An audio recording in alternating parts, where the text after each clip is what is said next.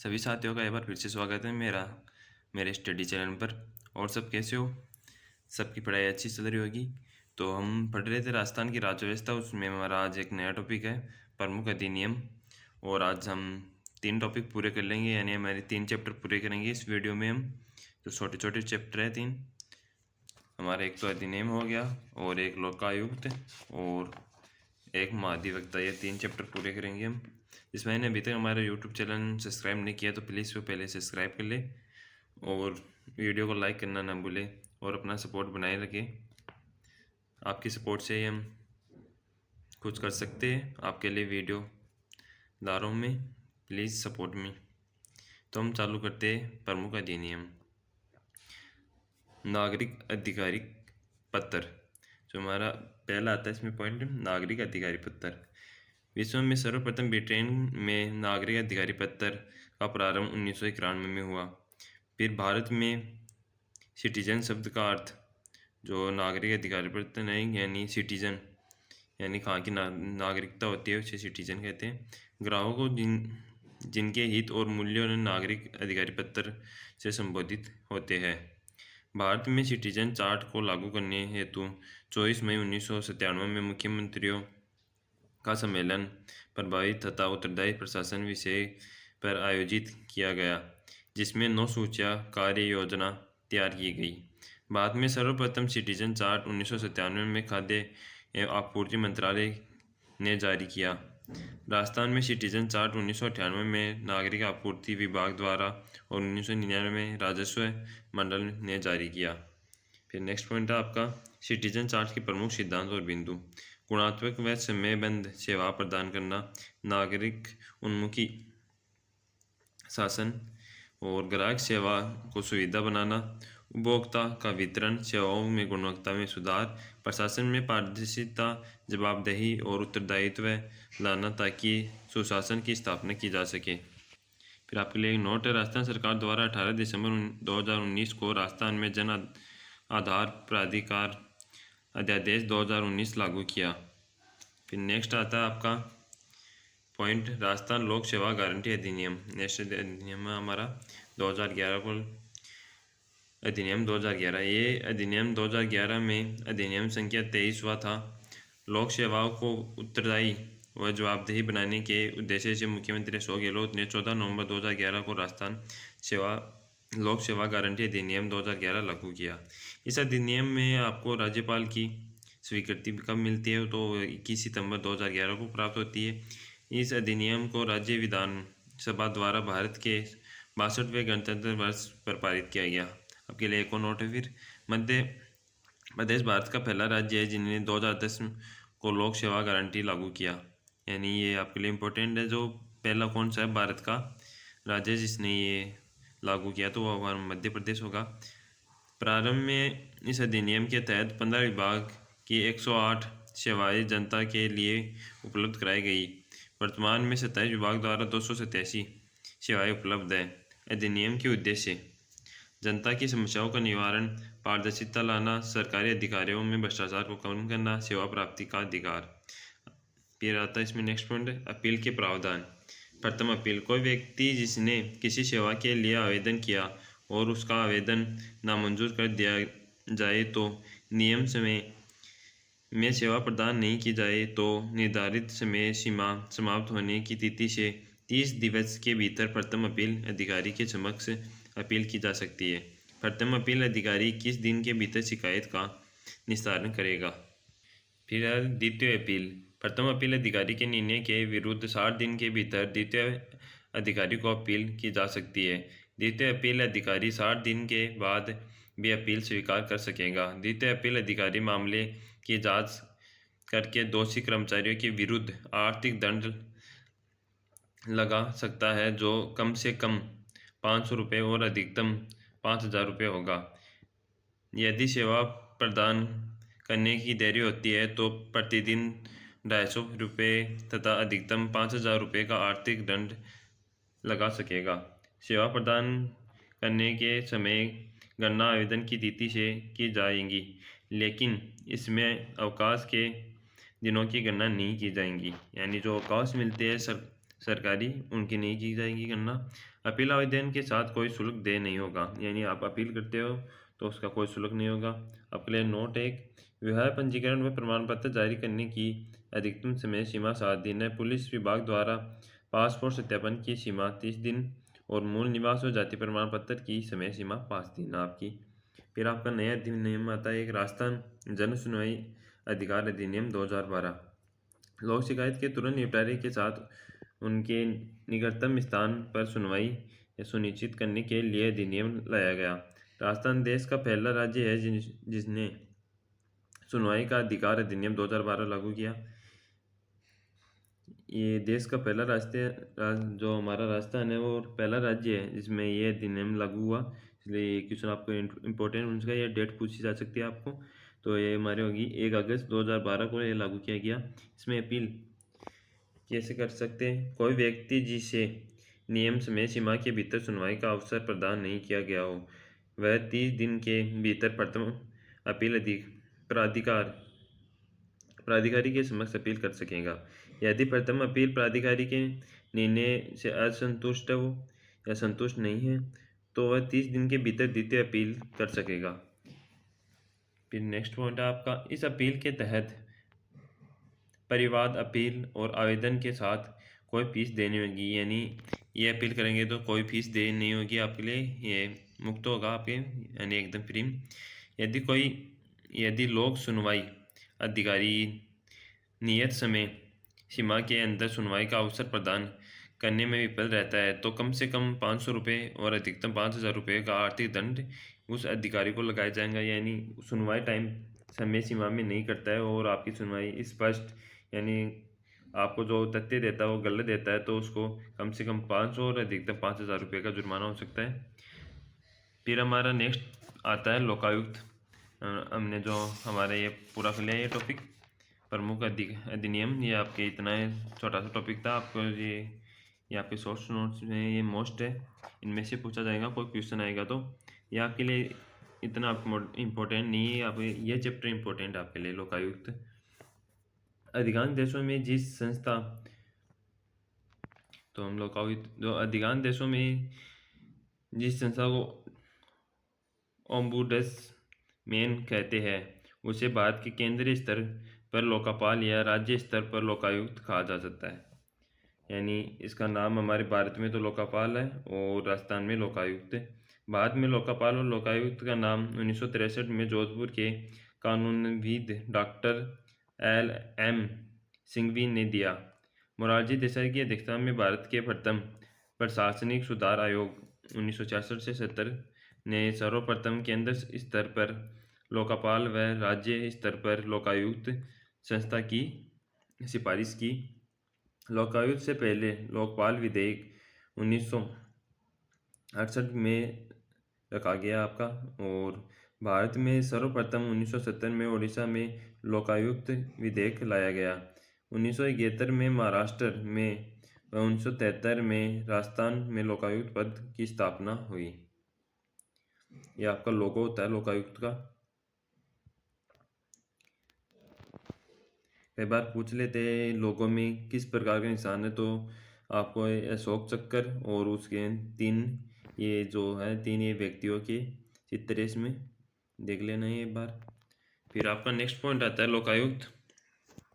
लोकपाल और लोकायुक्त अधिनियम 2013 में राष्ट्रपति ने 31 दिसंबर 2013 को हस्ताक्षर किए। ये अधिनियम 16 जनवरी 2014 से प्रभावित हुआ। फिर राजस्थान में लोकायुक्त संस्था, इसमें 1973 में राजस्थान लोकायुक्त व उप लोकायुक्त अध्यादेश पारित हुआ जो 3 फरवरी 1973 से राजस्थान में प्रभावी हुआ। इसे 26 मार्च 1973 को राष्ट्रपति की स्वीकृति से प्राप्त हो गई। लोकायुक्त वैधानिक व सलाहकारी संस्था है। सलाहकारी यानी जांच कर सकता है, अपन दंड नहीं दे सकता, ओनली दंड के बारे में सलाह दे सकता है। इस निकाय में एक लोकायुक्त व 8 सदस्य होते हैं, यानी 1+8 यानी 9 कुल सदस्य। लोकायुक्त राजस्थान का मुख्यालय है जयपुर में। फिर आती है लोकायुक्त में धारा 3 नियुक्ति। लोकायुक्त की नियुक्ति राज्यपाल द्वारा 2 सदस्यीय चयन समिति की सिफारिश पर की जाती है। चयन समिति में विधानसभा के विपक्ष का नेता, उच्च न्यायालय का मुख्य न्यायाधीश। उप लोकायुक्त के नियुक्ति और लोकायुक्त के परामर्श से राज्यपाल द्वारा की जाती है। शपथ राज्यपाल और उनके द्वारा नियुक्त किसी व्यक्ति द्वारा। धारा 4 योग्यता। धारा 4 में आते हैं इसकी योग्यता क्या है हमारे लोकायुक्त की, तो वह उच्च न्यायालय के सेवानिवृत्त न्यायाधीश या उच्च न्यायालय के सेवानिवृत्त मुख्य न्यायाधीश हो। लाभ के पद पर धारण हो, संसद व विधानमंडल का सदस्य न हो, राजनीतिक दल से जुड़ा न हो। फिर आती है आपकी धारा 5 पदावधि व सेवा शर्तें। इसका कार्यकाल, वो आपका जो योग्यता हो तो इतने नहीं पूछती, पर एक कार्यकाल वाला ज़्यादा पूछता है कुछ, क्योंकि इसमें दो है, या तो 5 वर्ष तक कार्यकाल या 65 वर्ष की आयु। यानी 65 वर्ष की आयु पहले पूरी हो जाती है तो उसको पहले बर्खास्त यानी वो त्याग हट जाता है, या उसकी आयु मान लो 60 है तो वो 65 का हो जाए, या उसकी आयु मान लो 50 है तो 55 आयु तक। ऐसे है इसमें, पहले भी ये सभी में से। फिर इसमें पुनर्नियुक्ति नहीं की जा सकती, एक बार जो अध्यक्ष बन गया उसकी पुनर्नियुक्ति नहीं होती। फिर त्यागपत्र राज्यपाल को देते हैं। वेतन भत्ते, लोकायुक्त के वेतन भत्ते व पेंशन राज्य उच्च न्यायालय के मुख्य न्यायाधीश के समान ही होते हैं। फिर धारा 6 पद से हटाना। संविधान के अनुच्छेद 311 के में वर्णित प्रावधानों के तहत, यानी जो 311 में है संविधान में अनुच्छेद में, उनमें जो प्रावधान किए गए कदाचार व अस्पष्टता के आधार पर राज्यपाल पद से हटा सकता है। हटाने से पूर्व राज्यपाल द्वारा ऐसे व्यक्ति से जांच कराई जाएंगी जो उच्च न्यायालय का न्यायाधीश अथवा किसी उच्च न्यायालय का सेवावर्त या सेवानिवृत्त मुख्य न्यायाधीश हो। राज्यपाल व जांच विधानमंडल के समक्ष रखवाएगा, जिसे विशेष बहुमत से प्रस्ताव पारित किए जाने के बाद राज्यपाल लोकायुक्त या उपलोकायुक्त को पद से हटा सकता है। फिर आती है धारा 12 लोकायुक्त व उपलोकायुक्त ने अपना वार्षिक प्रतिवेदन राज्यपाल को सौंपते हैं, जो इसे प्रतिवेदन को विधानमंडल के समक्ष रखता है। लोकायुक्त के क्षेत्राधिकार, राज्य के समस्त मंत्री, लोक सेवा व सचिव व विभागाध्यक्ष, जिला प्रमुख, उप जिला प्रमुख, पंचायत समिति के प्रधान व प्रधान, जिला परिषद व पंचायत समितियों की स्थायी समितियों के अध्यक्ष, नगर निगम में महापौर, उप महापौर, नगर पालिका व नगर विकास न्यासों के अध्यक्ष व उपाध्यक्ष, राजकीय कंपनी व निगम अथवा मंडलों के अध्यक्ष, अधिकारी व कर्मचारियों के विरुद्ध शिकायत की जांच। फिर आते लोकायुक्त के क्षेत्राधिकार के दायरे में नहीं आता है, उनमें नहीं आता है, वो तो आते थे और ये नहीं आता है। राज्यपाल, मुख्यमंत्री, महालेखाकार, उच्च न्यायालय के मुख्य न्यायाधीश व अन्य न्यायाधीश, न्यायिक अधिकारी व कर्मचारी आपके, और मुख्य चुनाव आयुक्त और चुनाव अधिकारी, राजस्थान लोक सेवा आयोग के अध्यक्ष व सदस्य, सेवानिवृत्त लोक सेवक जैसे सरकारी कर्मचारी। फिर आते हैं विधायक, सरपंच, पंच, विधानसभा सचिवालय स्टाफ के अधिकारी और कर्मचारी। फिर आते हैं हमारे लोकायुक्त के कार्य, भ्रष्टाचार, पद पर दुरुपयोग, अकर्मण्यता से संबंधित